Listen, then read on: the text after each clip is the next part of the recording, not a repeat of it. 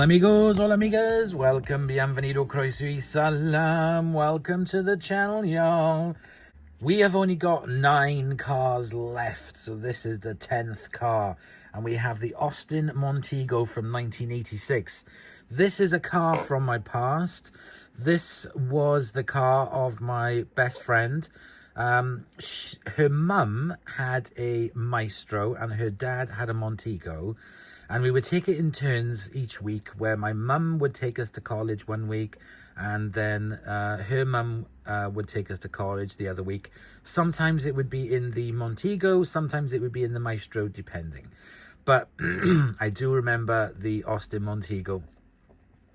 Now, it wasn't a Van Pla, but it was still quite a top-end car. So it had all the walnut trim on the inside, and it was very, very nice.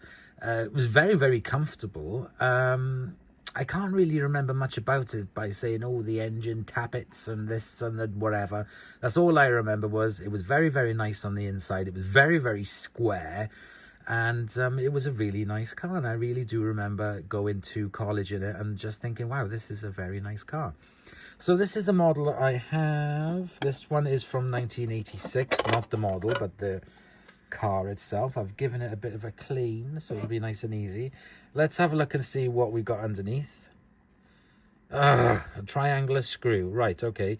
Let me get this triangular screw off. Okay, that wasn't too bad. Let's take the screw off. Oops. Let's take that off. What do we have underneath? Yeah.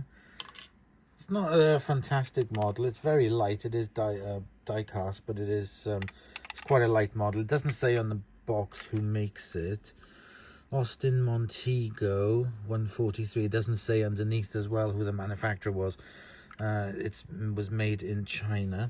It's got nice rubber wheels on it, and it moves. It moves nicely for a model, to be honest. It's quite detailed on the inside. And you can see the seats, the dashboard. It's very nice little model. Okay, let's pop it down on there, and let's see if I can find out some information about this car. The Austin Montego is a British family car that was produced by British Leyland from 1984 until 1988, and then by Rover Group from 1988 to 1995. The Montego was the replacement for both the rear-wheel drive Morris Ital and the front-wheel drive Austin Ambassador ranges to give British Leyland an all-new competitor for the Ford Sierra and Vauxhall Cavalier. Production was 1984 to 1995 as the Austin Rover Montego and 1985 to 1991 as the MG Montego. Assembly was in Cowley and Oxford and Longbridge in Birmingham. Designed by Ian Beach, David Bach, Roger Tucker and Roy Axe. The Montego started life as a 4-door notchback variant of Project LC10. Development on the new model intended to succeed both the Morris Marina and the Princess ranges by the turn of the 1980s. Development on the new model intended to succeed both the Morris Marina and the Princess ranges by the turn of the 1980s had begun in 1977, but ultimately the new car was not launched until 7 years after development had started. In the meantime, the Marina had been updated and rebadged as the Morris Ital from 1980, whilst the Princess had been updated as the Austin Ambassador in 1982. The Austin Maestro emerged as the 5-door hatchback variant.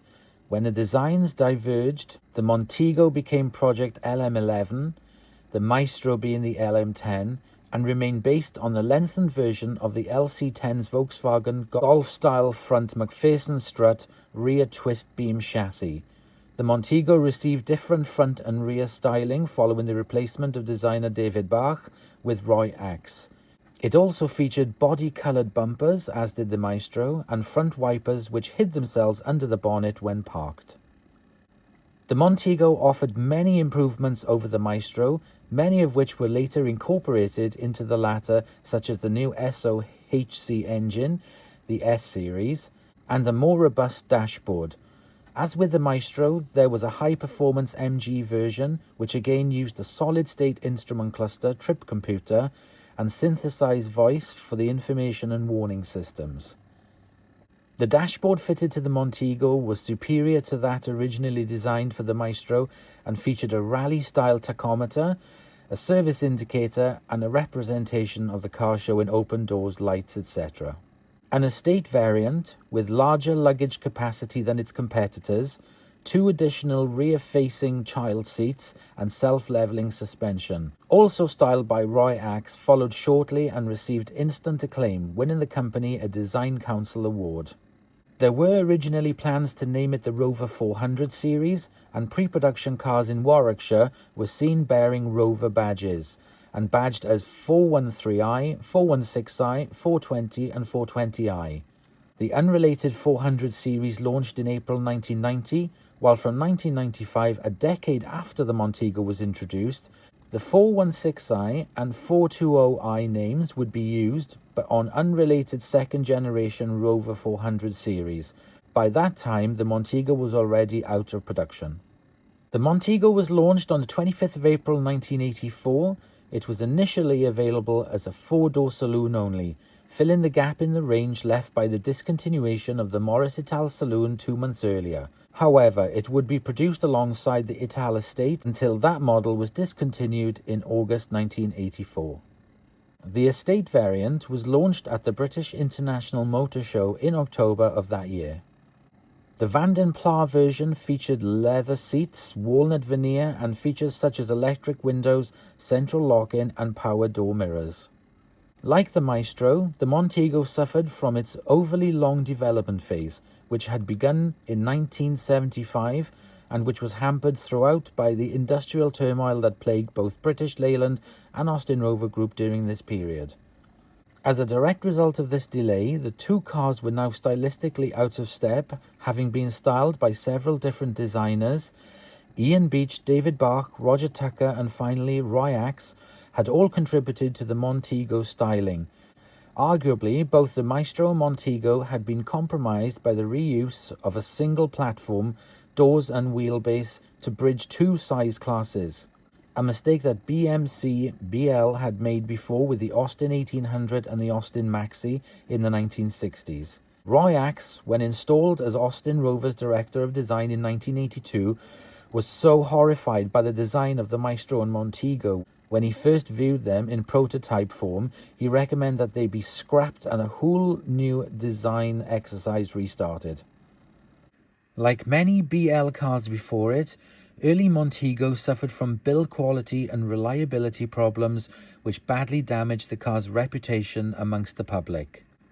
In some ways, the technology was ahead of its time, notably the solid-state instrumentation and engine management systems. But the talking dashboard fitted to high-end models and initially used to promote the Montego as an advanced high-tech offering was prone to irritating faults and came to be regarded as something of embarrassment by British Leyland and the British press.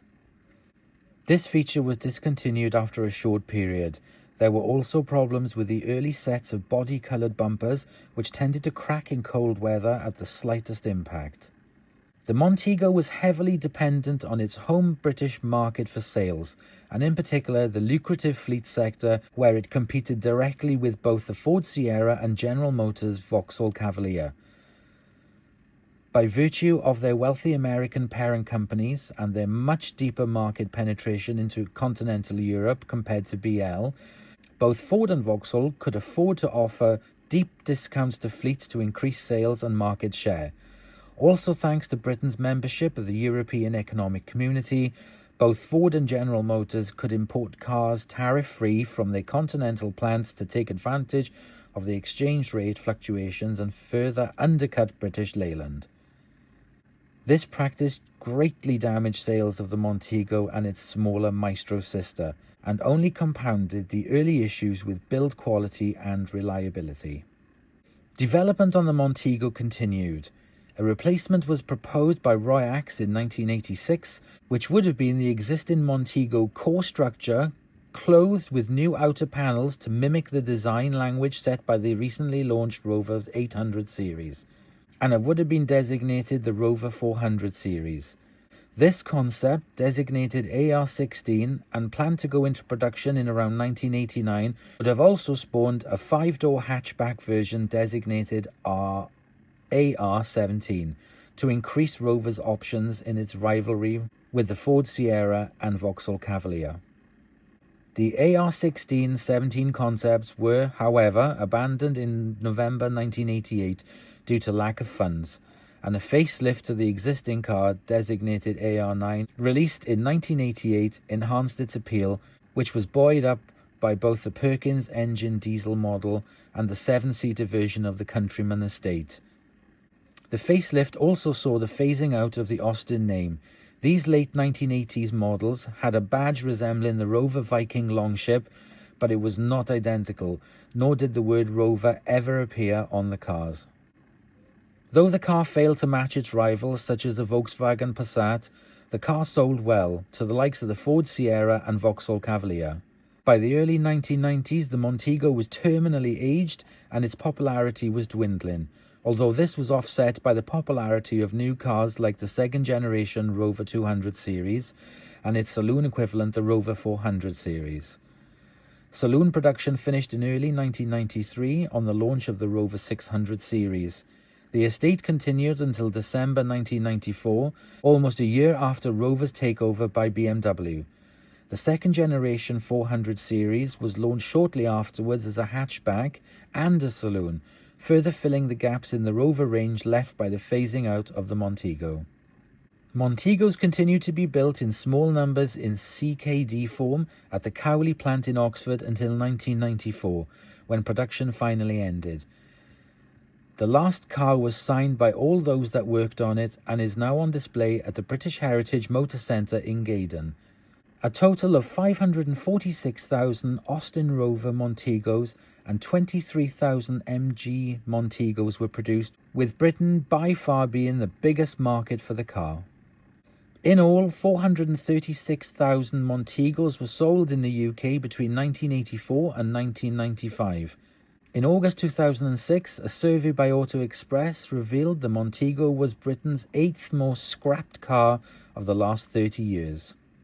The Austin Montego, like many other Austin Rover cars of the time, offered a high luxury model, sold opposite the MG. The Montego Van den Pla was the luxury alternative.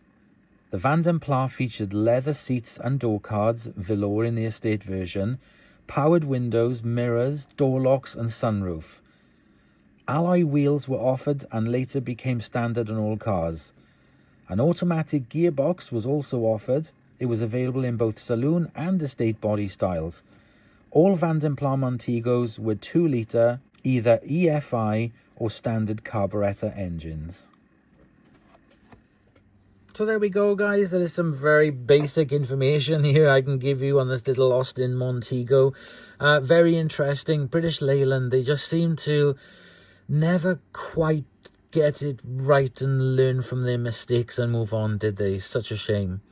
They did produce some damn awfully rusty cars, but I still absolutely love them all. But there we go. So I hope you've enjoyed this. Nice to see a little car from my past, and I hope you've enjoyed, and I'll see you guys in the next episode. Bye, y'all.